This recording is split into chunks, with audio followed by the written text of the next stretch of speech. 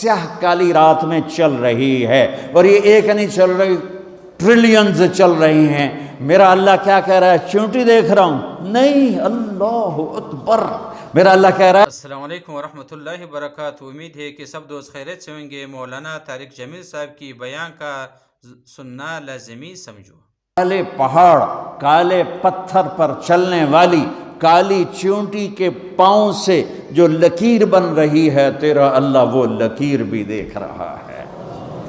تو طارق جمیل کو نہیں دیکھ رہا، وہ زینب عائشہ کو نہیں دیکھ رہا، وہ اکرم اسلم کو نہیں دیکھ رہا، وہ بکواس کرنے والے اور دعا دینے والے میں فرق نہیں کرے گا، وہ حسین اور شمر میں فرق نہیں کرے گا، شراب بیچنے والا شربت بیچنے والا برابر کر دے گا، پاک دامن بدکار کو برابر کر دے گا، محبت کرنے والے نفرت کرنے والے کو برابر کر دے گا۔ افنجعل المسلمین کالمجرمین ما لکم کیف تحکمون ام لکم کتاب فیہ تدرسون۔ کس کتاب میں لکھا ہے کہ شرابی اور پاک ایک ہوگا، نافرمان اور بدماش اور نیک اور متقی ایک ہوگا، رات کو مسلح پہ رونے والی اور رات کو نائٹ کلب میں ناچنے والی برابر ہو جائے گی؟ کہاں لکھا ہوا ہے؟ ماں باپ کی خدمت کرنے والا اور ماں باپ کا گریبان پکڑنے والا برابر ہو جائیں گے؟ کہاں لکھا ہوا ہے؟